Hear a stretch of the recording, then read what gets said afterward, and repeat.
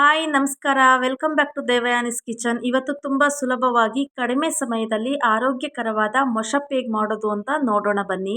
ಮೊದಲಿಗೆ ಒಂದು ಅರ್ಧ ಕಟ್ ಆಗುವಷ್ಟು 4 ಥರ ಸೊಪ್ಪು ತಗೊಳ್ಳಿ. ಚಕ್ಕೋತ ಸೊಪ್ಪು, ಕೀರೆ ಸೊಪ್ಪು, ಮೆಂತ್ಯ ಸೊಪ್ಪು ಮತ್ತು ಪಾಲಕ್ ಸೊಪ್ಪು ನಾನಿಷ್ಟು ತಗೊಂಡು ನೀಟಾಗಿ ತೊಳ್ಕೊಂಡು ಸಣ್ಣದಾಗಿ ಹೆಚ್ಚಿಟ್ಕೊಂಡು ಒಂದು ಕುಕ್ಕರ್ಗೆ ಹಾಕ್ಕೊಂಡಿದ್ದೀನಿ. ಅದಕ್ಕೆ ಒಂದು 100 ಗ್ರಾಮ್ ಆಗುವಷ್ಟು ತೊಗರಿಬೇಳೆನ ತೊಳ್ಕೊಂಡು ಅದನ್ನು ಕೂಡ ಆ್ಯಡ್ ಮಾಡ್ಕೊಂಡಿದ್ದೀನಿ. ಒಂದು 10ರಿಂದ 15 ಎಸ್ಲು ಸಿಪ್ಪೆ ತೆಗೆದಿರೋ ಬೆಳ್ಳುಳ್ಳಿನ ಆ್ಯಡ್ ಮಾಡ್ಕೊಳ್ಳಿ. ಅದಕ್ಕೆ ಒಂದೆರಡು ಈರುಳ್ಳಿನ ತೊಳ್ಕೊಂಡು ಹೆಚ್ಚಿಟ್ಕೊಂಡು ಅದನ್ನೇ ಆ್ಯಡ್ ಮಾಡಿ. ಮತ್ತು ಒಂದೆರಡು ತೊಳೆದಿಟ್ಟಿರೋ ಟೊಮೊಟೊನ ಕಟ್ ಮಾಡ್ಕೊಂಡು ಹಾಕ್ಕೊಳ್ಳಿ. ಮತ್ತು 1 ಸ್ಪೂನ್ ಆಗೋವಷ್ಟು ಜೀರಿಗೆ ಹಾಕ್ಕೊಂಡು ರುಚಿಗೆ ತಕ್ಕಷ್ಟು ಉಪ್ಪನ್ನ ಹಾಕ್ಕೊಳ್ಳಿ. ಅದಾದಮೇಲೆ ನಾವು ಒಂದು 4 ಲೋಟ ಆಗೋವಷ್ಟು ನೀರನ್ನ ಕುಕ್ಕರ್ಗೆ ಹಾಕ್ಕೊಂಡು ಲಿಡ್ನ ಕ್ಲೋಸ್ ಮಾಡಿ ಒಂದು 3 ವಿಷಲ್ ತಗೋಬೇಕಾಗುತ್ತೆ.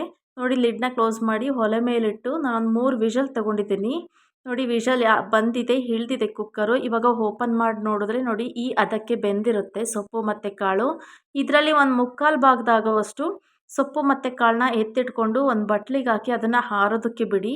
ಇದು ಆರೋ ಸಮಯದಲ್ಲಿ ನಾವು ಒಂದು ಮಿಕ್ಸಿ ಜಾರ್ಗೆ 2ರಿಂದ 3 ಸ್ಪೂನ್ ಆಗೋವಷ್ಟು ಕಾಯಿ ಮತ್ತು ಅದಕ್ಕೆ 1-2 ಸ್ಪೂನ್ ಆಗೋವಷ್ಟು ಸಾಂಬಾರು ಪುಡಿನ ಹಾಕ್ಕೊಂಡು ರುಬ್ಕೊಂಡು ಬರೋಣ.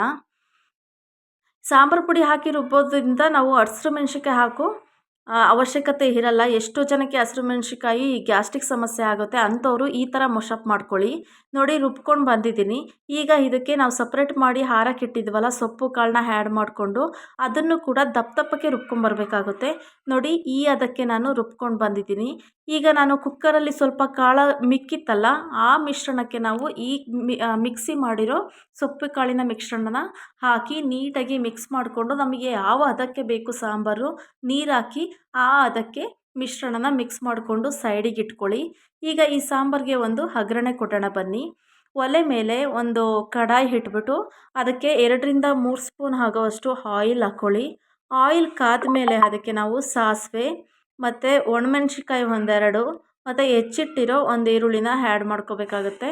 ನೋಡಿ, ಸಾಸಿವೆ ಹಾಕಿ ಅದು ಚಟಪಟ ಅಂತ ಸೌಂಡ್ ಬಂದಮೇಲೆ 1-2ರಿಂದ 3 ಹಸಿರು ಮೆಣಸಿನ್ಕಾಯಿ, ಒಂದು ಅರ್ಧ ಹೆಚ್ಚಿಟ್ಟಿರೋ ಈರುಳ್ಳಿ ಮತ್ತು ಕರಿಬೇವಿನ ಸೊಪ್ಪು ಇಷ್ಟನ್ನು ಆ್ಯಡ್ ಮಾಡಿಕೊಂಡು 1-2 ಸೆಕೆಂಡ್ ಫ್ರೈ ಮಾಡಾದಮೇಲೆ ನಾವು ಈ ಕಡೆ ಕುಕ್ಕರಲ್ಲಿ ಸಾಂಬಾರನ್ನ ಮಿಶ್ರಣ ಮಾಡಿಟ್ಟಿದ್ವಲ್ಲ ಅದನ್ನು ಇವಾಗ ಆ್ಯಡ್ ಮಾಡ್ಕೊಳ್ಳಿ. ನೋಡಿ, ಇವಾಗ ಫ್ರೈ ಆಗಿದೆ. ಇವಾಗ ಆ ಸಾಂಬಾರು ಮಿಶ್ರಣನ ಆ್ಯಡ್ ಮಾಡಿಕೊಂಡು ಒಂದು 10ರಿಂದ 15 ನಿಮಿಷ ಮೀಡಿಯಮ್ ಫ್ಲೇಮಲ್ಲಿ ಅದು ಬೇಯೋದಕ್ಕೆ ಬಿಡಿ ಸಾಂಬಾರು.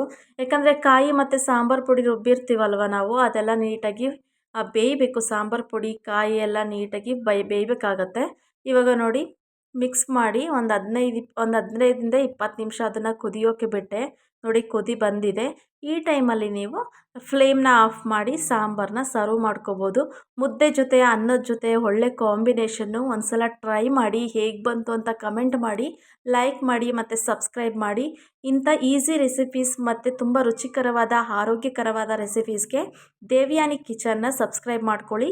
ತುಂಬ ಧನ್ಯವಾದಗಳು.